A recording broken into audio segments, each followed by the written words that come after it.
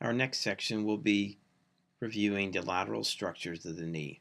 This includes the iliotibial band and bursa, the lateral meniscus and the tibiofemoral joint space, the popliteus tendon and muscle, and the fibular collateral ligament, or LCL. Most of the lateral structures lie very superficial and are readily located with ultrasound. The structures can be evaluated with the patient supine or with the patient with the knee in 20 to 30 degrees of knee flexion.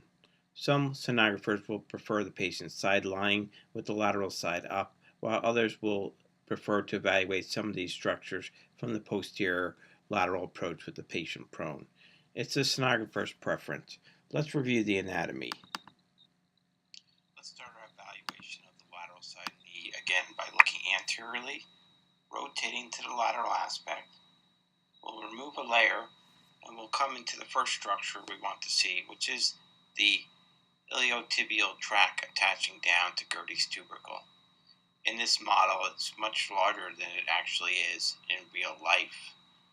Just lateral to that is the lateral collateral ligament attaching at the fibula. We'll look at that in greater detail in a second. The lateral collateral ligament running all the way down to the fibula.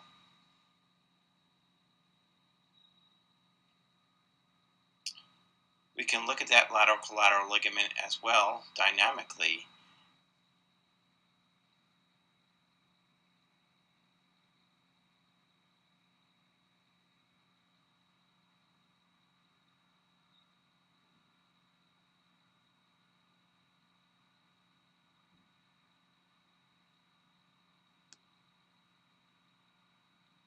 Watching how the ligament tightens with knee flexion and how the ligament moves with the varus stress as well.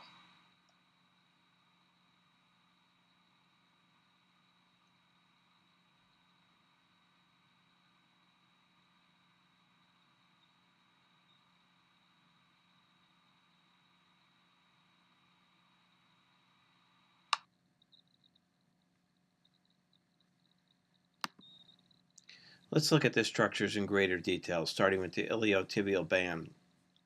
The iliotibial tract runs along the lateral aspect of the thigh, inserts into Gerdy's tubercle on the tibia. It's very superficial and often easily palpated and sometimes visible in athletic subjects.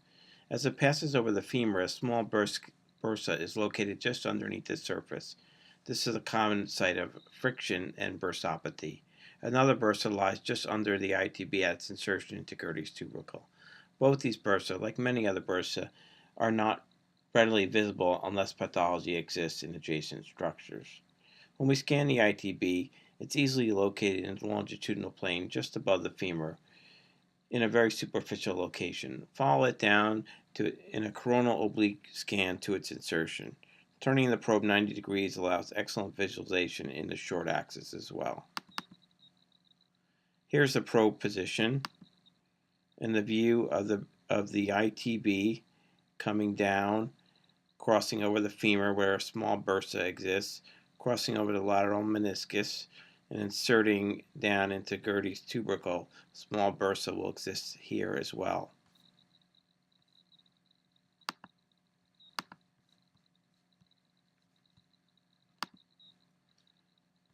Looking at the insertion in greater detail at Gerdy's, we see lateral geniculate artery and the meniscus as well as the femur here.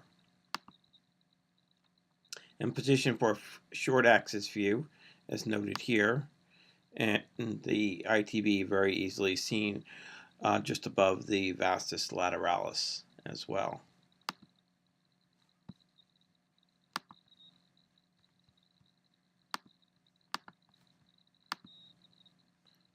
Let's take a look at how to scan this area. The next structure we're looking at is the iliotibial band. We're going to start with the patient's side lying, lateral side up. I've placed the probe directly over Gerdy's tubercle, and we're going to look at the ITB in a longitudinal approach. We're going to follow the ITB up the thigh. Looking at the ITB here, we can point out its distal attachment into Gerdy's tubercle. And then just underneath is a small bursa that we can see a small black amount to right in this zone here. Just next to that, as we come up, is the lateral geniculate artery, and just below that is the lateral meniscus. We can then go up to the ITB, which is very superficial, follow the ITB up. It will run across the popliteus hiatus, and it will come all the way across and go over the aspect of the femur, where you'll see a small little bursa underneath and comes over. This is a common area of friction that can happen as people develop an ITB bursitis. We can also test this area to see the bursa move and see the ITB by having him bring his leg up directly and have him bring his leg back and forth.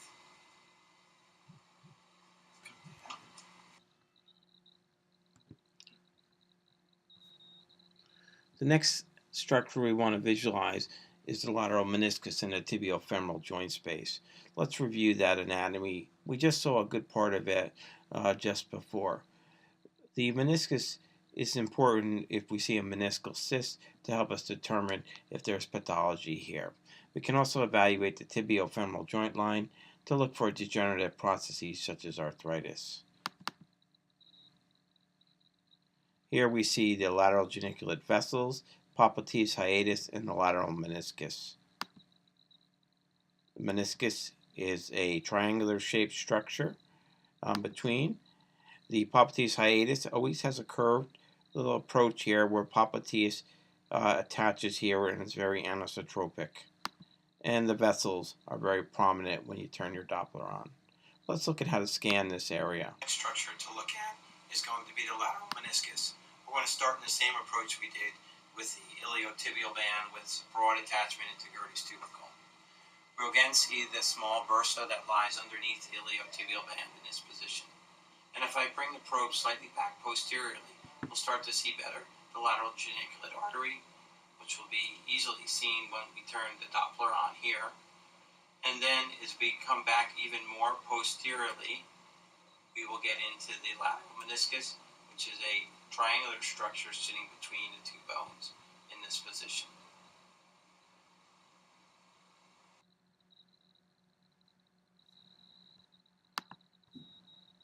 Let's now look at the popliteus tendon.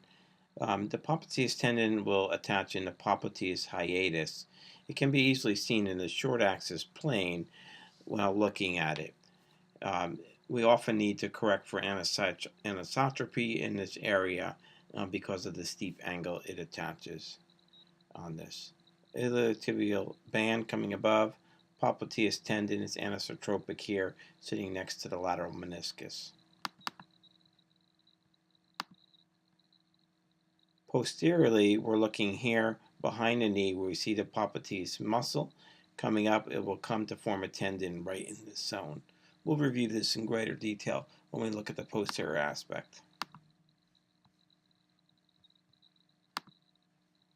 And again, here's the tendon crossing the lateral meniscus, coming in this fashion. Again, we'll look at this as we scan this, and also as we look at the posterior aspect. Let's review this anatomy so we understand this a bit better. Let's take a closer look at the popliteus tendon and muscle. It's a very posterior tendon starting on the lateral aspect of the posterior tibia here. Just above it is the sciatic and tibial nerve. It'll run a sharp oblique course running to attach on the femur just underneath the fibula collateral ligament, which is pictured here. Let's look at how to scan this area. The next structure we're going to look at is going to be the popliteus tendon. The popliteus tendon attaches at the popliteus hiatus. It starts just next to the lateral meniscus, which we saw earlier, and the popliteus hiatus right here. We'll then try to follow this popliteus tendon, which is anisotropic at its attachment because of the oblique nature of it. We will focus on following this tendon out as it comes back over the joint, running here, and then it will be difficult to follow, and we'll have to make a turn as it runs oblique, and we'll change our depth down, and we'll follow that muscle as it comes down right here, directly above the femur in the posterior aspect, and then we have the popliteal artery, which sits above it. sitting in this location. Note the probe position of the very deep oblique angle that we're looking at in this probe position. It's a very oblique angle that we use to follow that tendon up and around in this fashion.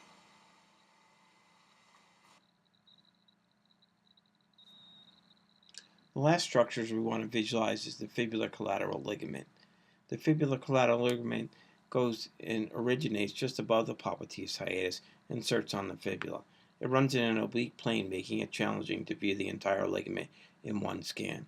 At its insertion, it's wrapped around by the two heads of the biceps femoris, both the long and short heads. This can only be seen with advanced equipment and an experienced sonographer. This may create significant anisotropy at this site and should not be confused with tendinosis or tear. Let's review this anatomy that we're looking at here and discuss two methods we like to do to visualize it. I prefer to visualize it from the posterior approach, but it can also be visualized from the lateral approach. Let's review the sonoanatomy. The LCL coming in here. Note that it can't be visualized all in one view. Fibula is here, so its attachment into the fibula runs in this plane here.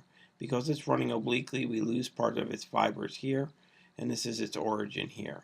Popliteal hiatus, lateral joint, genicular artery as we saw before, tib fib joint. The LCL here focusing on its mid-substance with the femur here, fibula here, seeing the compact fibers overlying the joint. And this is its attachment part coming across further into the fibula area and looking again at its origin off the femur. Here's a probe position we like to use, and when looked at posteriorly, this probe position. Let's review how to scan this area. The next structure we're going to look at is going to be the lateral collateral ligament. We're going to look at it in the same way we looked at the lateral meniscus and the popliteus hiatus.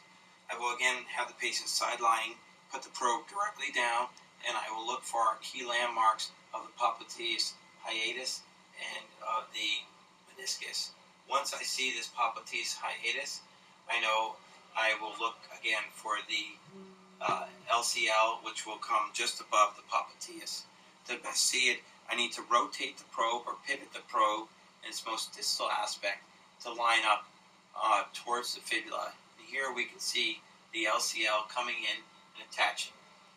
And then I will bring the probe slowly towards the fibular head, follow the lateral meniscus as it goes above the joint, and further down as it goes above, down all the way down to the fibular head. As we get closer to the fibula head, you'll notice a few things. One is you'll notice a structure just above the lateral collateral ligament, which is the biceps femoris, one head of it coming in as the LCL pierces the biceps femoris, and a smaller head below, and in between again the LCL. Let's look at how to scan this also from a posterior approach. Our next structure to see is the lateral collateral ligament again.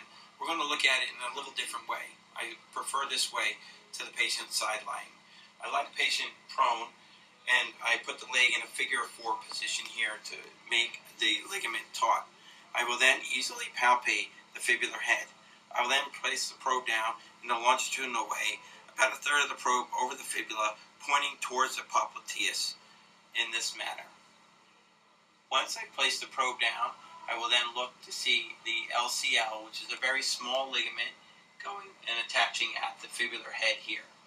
As I move it up, you can again see the LCL piercing the two heads of the biceps femoris tendons. One head here and another just below it in this spot. Again, that's the LCL piercing through the two heads of the bicep. I then focus on the LCL and follow it up as a thin ligament coming across, focusing on it, following it all the way up as we follow it up to its attachment again into the popliteus hiatus just above the superior rim right here.